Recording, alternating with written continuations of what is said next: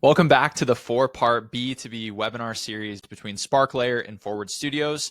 My name is Kyler Nixon. I'm the co-founder of Forward Studios. In the last couple of webinars, you listened to my co-founder, Jeff Felton, talk about how to acquire and then onboard B2B business buyers. What I'm going to talk about in these next two sessions is how to retain those buyers and how to get offline buyers to use and adopt your e-commerce platform. So let's go ahead and jump in. Again, today in the session, what we're going to talk about is how to retain, how to keep your existing B2B customers. This is a quick recap of what we've gone through, again, up to this point, and then sort of where we're going.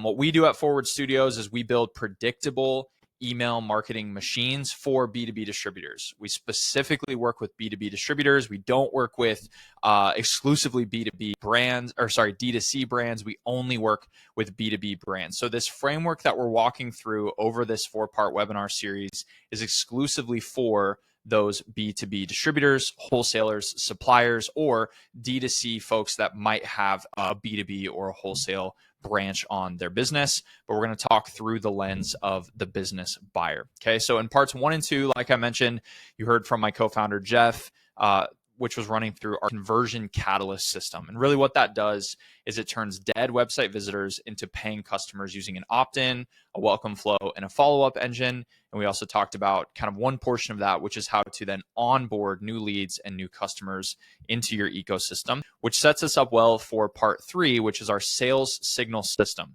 So we're going to talk today about how to retain and grow your existing customer base by identifying signals and selling when they're buying. That's going to be really important and a really important distinction in just a second. Okay, so like I said, we're going to talk about smart retention, how B2B e-commerce brands can turn customers into repeat buyers, how they can turn customers into repeat buyers. Again, super quickly, we're Forward Studios. We build predictable email marketing machines for B2B e-commerce distributors. For me specifically, and the only reason I'm pausing on this slide, even though you've probably already seen it twice, is just to call out that I was Chief Revenue Officer for a distributor. So I have in-house experience. I led our marketing, sales, and service teams. And so all of the things that you're hearing from me today and then in the next session and also in the first two, just to be clear, are firsthand experiences. So this is stuff that like I've been in your shoes. I totally get it. I've walked through all of this stuff here. So I just want you to understand that this isn't just like made up like that GPT fluff. Like this is real hands-on experience that we created, in-house working with distributors, but also working for a distributor. Okay, so let's talk about the core problem with retention, which is that you typically get first-time buyers, right? They come through the door, but then what? Well, 60 to 80% of customers never buy again. You're over-reliant on performance marketing just to stay afloat. So you're pumping more and more money into ads. You're pumping more and more money into catalog. You're just trying to get those customers through the door. But your competitors are quietly winning the second sale and the third and the fourth, right? So if you're not retaining the customer, you're leaving a ton of money on the table. So if you don't have a retention system, you're leaving money on the table and paying twice to acquire the same customer. Okay, so we want to cut back on that. We want to build a smart retention system that will help us retain our existing customers and then grow their LTV over time. Okay. 6 out of 10 customers ghosting you isn't just a loyalty problem, it's a revenue leak. Do you know that? Like, have you realized about your business? Like 6 out of 10 customers just sort of like buying once and then never buying from you again isn't just like the cost of doing business. It's a huge problem that you can actually solve. And so we're going to talk about that again more today. The first sale isn't the win, it's just the start. If customers never come back, you're bleeding revenue in silence. Every customer who doesn't buy again is a hit to your bottom line and a gift to your competitors. So what's the fix? Well, the fix is this. We want to split up our customers into one of two buckets, okay? Into one of two buckets. We want to match where they're at in the buying journey, which helps our emails to kind of stop being noise and to start being useful, and it moves the sale forward without forcing it, without pushing it down their throat. So again, let's zoom back really quick. We want to set up two segments for our customers. The customer is either outside of the buying window or they are inside of the buying window, right? Common sense, probably makes sense. Outside of the buying window are customers who are not yet ready to buy, but they're still open to building a stronger relationship and being nurtured for future sales. On the other hand, customers who are inside of their buying window are actively looking to make another purchase right now with high intent and with a sense of urgency, right? The difference between a D2C brand and a B2B brand, let me just go ahead and flip to that screen, is that D2C buyers can probably buy even when they're not really thinking about it, right? Think about me, like there's a brand that I love that sells jeans. If they sent me an email today saying, hey, our jeans are on sale, I might go buy from that email, even though I wasn't planning on buying when I woke up today. B2B buyers are not like that, right? Businesses don't buy when they're not ready to buy. But yet, our email marketing and the way that we reach out to these buyers, it mimics D2C. We expect that we can entice them with a sale or with a great email or pushing something, a product or a category, into their inbox. That's not how it works, right? So this blast approach may work for D2C buyers, but business buyers are different. A D2C approach can annoy them, deplete their trust, or it can cause them to just completely leave and go buy from your competitors.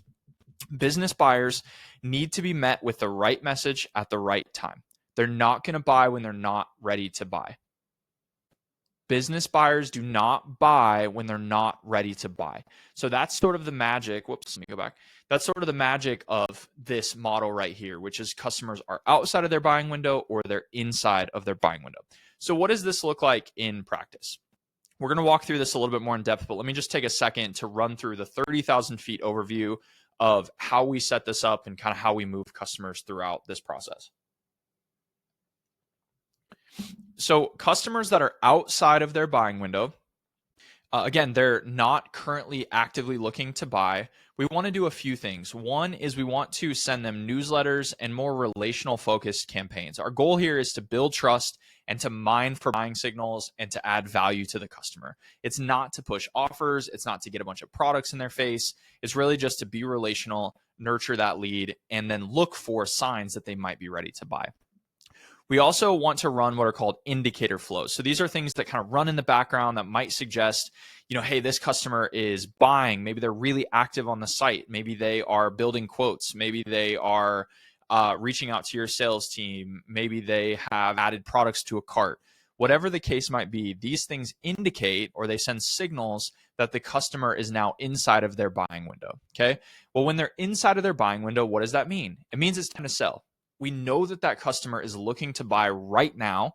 And so we want to go ahead and we want to try to sell because hopefully at that point, we've built up enough relational equity through our newsletters and our campaigns that when we are knowing that it's time for them to buy, they're ready to buy.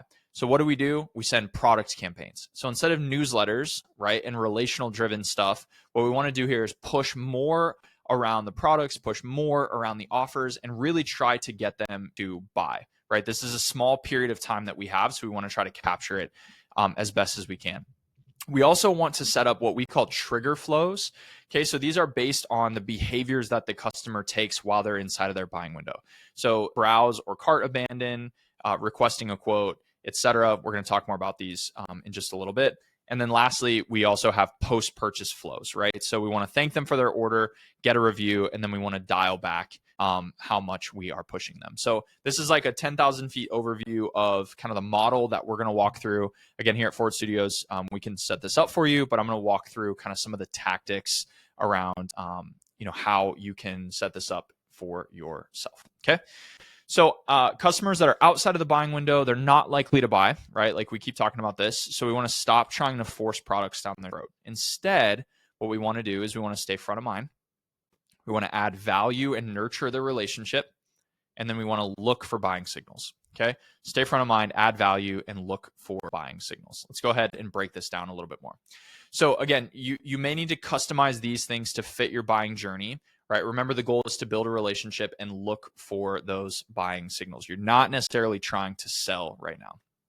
So we have newsletters, lapse flows, and indicator flows. Well, what do those look like?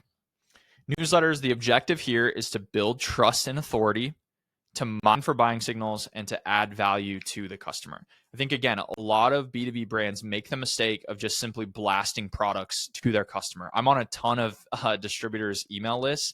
And of the ones that do actually email me, because there's a lot of folks that don't even send emails in B2B e-commerce, but of the ones that email me, it's so product heavy. Like I got an email the other day that had over 40 different calls to action in it. Over 40, right? I don't even know what to do with that, right? Newsletters are the opposite of that. Okay. Newsletters help build trust.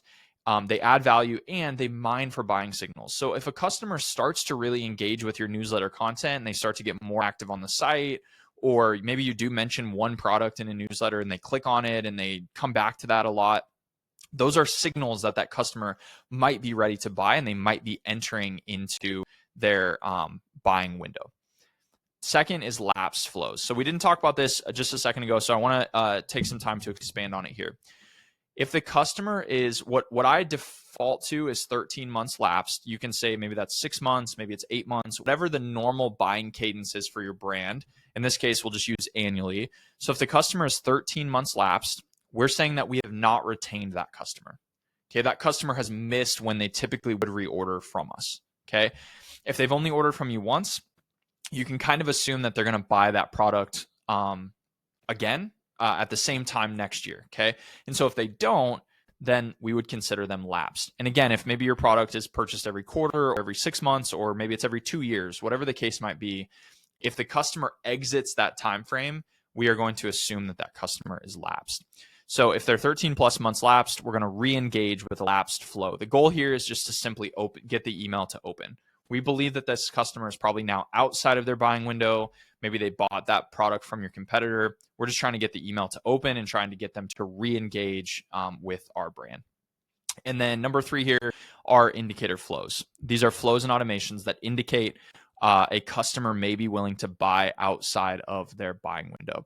We use Klaviyo as our email service provider here at Forward Studios. I know a lot of folks listening to this do as well. You can actually set these up using segments in Klaviyo. You don't have to set these up as flows or automations. You can just build custom segments that have things like they've submitted a quote, they visited the site multiple times in a certain period of time, they have added items to their cart, whatever the case might be. You can set that up directly in the segment builder in Klaviyo. If you're not using Klaviyo, there's other tools that will allow you to set these up as flows or automations. Okay. So again, these are the tactics that we want to use when we are setting up our strategy for customers who are outside of their buying window. Now, just to be clear, most of your customers are going to fit in this bucket most of the time, right? Because like if you have 100,000 customers, you're not going to have 50,000 customers buying in any given month, right? It's spread out over the course of the year. You are going to lose customers. You are going to have some customers who don't retain no matter what. You're going to have turnover at the account that you were working. The person who normally buys retired and the next person comes in and they buy from somewhere else. That's very, very normal, right?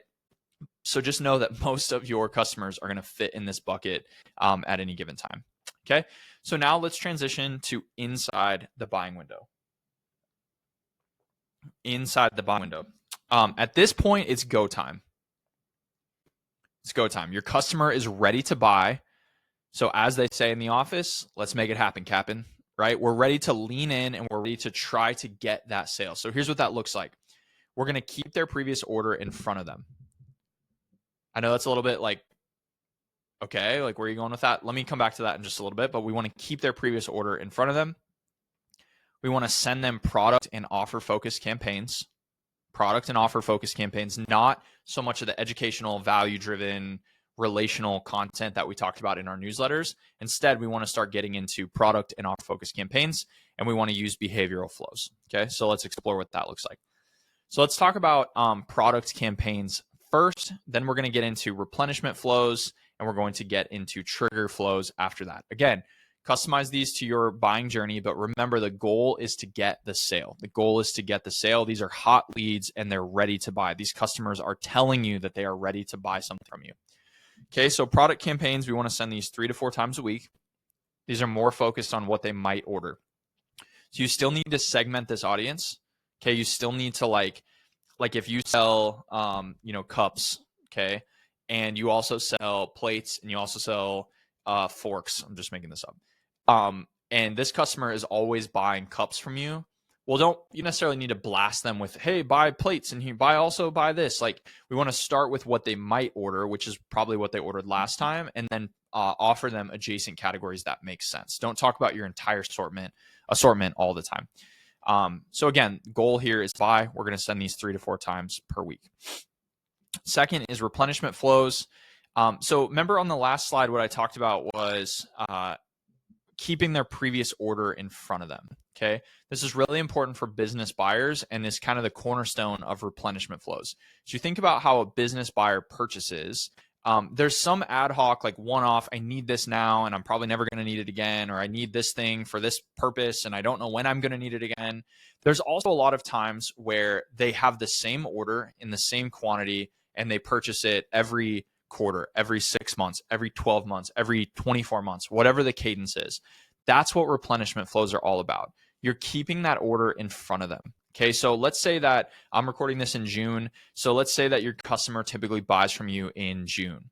Well, 30 to 45 days out before that, so call it early May, late April, you're going to send the customer the order from last year. You're going to send them the order from last year. So, hey, customer, I know that you ordered 1,000 cups from us and 1,000 plates.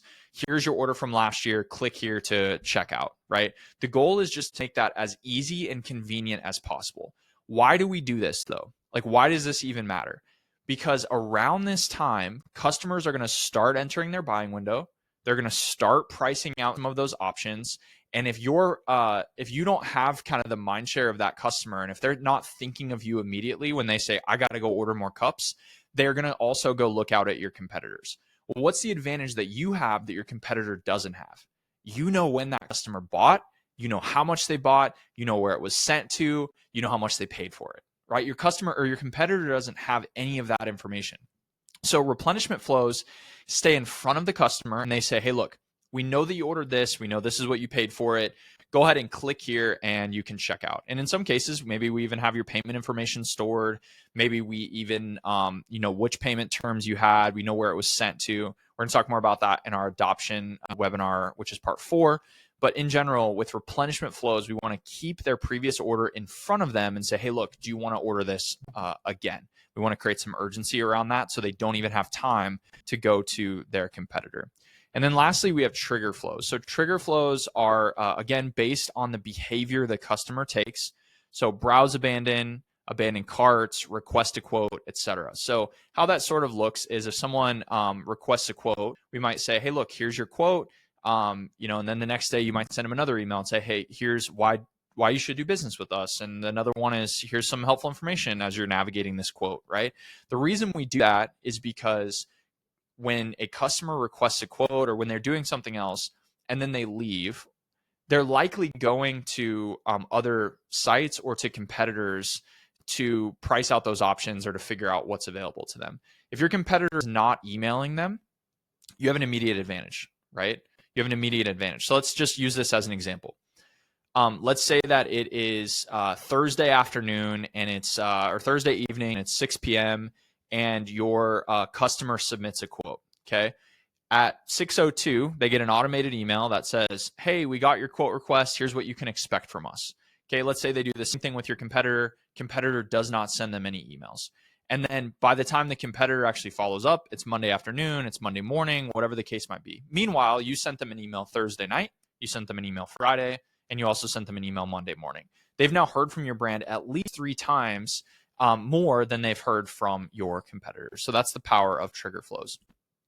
Okay, so let's talk about some sales signals and triggers, right? So trigger flows using SparkLayer. Okay, so when we talked, when customers are outside of their buying window, we want to kind of mine for signals. And then when we talked about when they're inside of their buying window, we want to look for triggers that can start some flows for us using their behavior. So if you're a SparkLayer customer, these are some things that you have available to you that you can use as triggers or as signals to then send flows or to suggest a customer might be inside their buying window. B2B account creation. So again, if they create an account that might be suggestive, probably is suggestive, of a customer who is now inside of their buying window. If they request a quote, if their order file is uploaded. Okay, so again, if they're thinking about what they had last year, they said, okay, I have these 40 items that I buy from this customer or from this brand. I'm going to upload them. That is, again, suggestive that that customer may be entering into their buying window. And how this can work from a trigger standpoint is you can say, hey, look, we got your order file. Here's what you can expect from us. We'd love to earn your business again. Whatever those messages might be following that order file being uploaded, this is a great trigger and a great sales signal. Date-based save templates. So if a customer says, okay, this is my spring order, or this is my fall order, or this is my June order, or whatever that might be, and they start to save these things or they start to use these things, these are suggestive that the customer is ready to buy.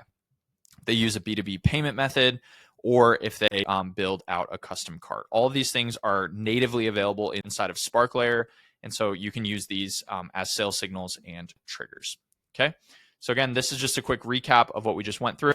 Customers are either outside of the buying window or they are inside of the buying window. Most of the D2C brands, D2C e-commerce brands that I see just kind of blast customers all the time, right? The goal is to kind of get a sale at any point, and hopefully we have a good enough product or a good enough offer that can get them to buy. B2B buyers are very, very different, okay? They only buy when they need something. You're not going to convince a B2B buyer to buy outside of their buying window. So what we want to do is build a relationship and add value, and then look for signals or indicators that the customer is then inside of their buying window. And when they're inside of their buying window, we want to sell. Okay, super simple. All right. When you build a predictable retention engine using email marketing and you meet customers exactly where they are, these are some things that you can expect to see. These are things that we see with our customers. This is what I saw when I was a CRO. You can see higher retention rates. You can see better LTV, and you can see deeper account relationships. I think it's really important to understand that your best customer is the one you already have. Okay, we covered a lot there. If you need to go back and rewatch any of this, feel free to do so. This retention model is super, super powerful when it's set up correctly. And I think what I've heard from a lot of distributors or a lot of folks that we've talked to is it's a little bit of a relief, because I think most distributors or wholesalers or suppliers don't really know how to think about retention other than just, okay, let's put out some ads and let's maybe mail some catalogs. Email is a way that you can meet that customer exactly where they're at on their buying journey, and then send timely and relevant messages to them at that point. All right. Again, quick summary of where we have gone and where we're going next. In part 1 and 2, we went through our conversion catalyst framework. In part 3, we just finished up our sales signal system. That's where customers are inside or outside of their buying window. And then in part 4, we're going to talk through our adoption anchor framework, which is how you get offline buyers to adopt your e-commerce platform, which improves profitability. Thanks so much for being here. We'll see you in the next session.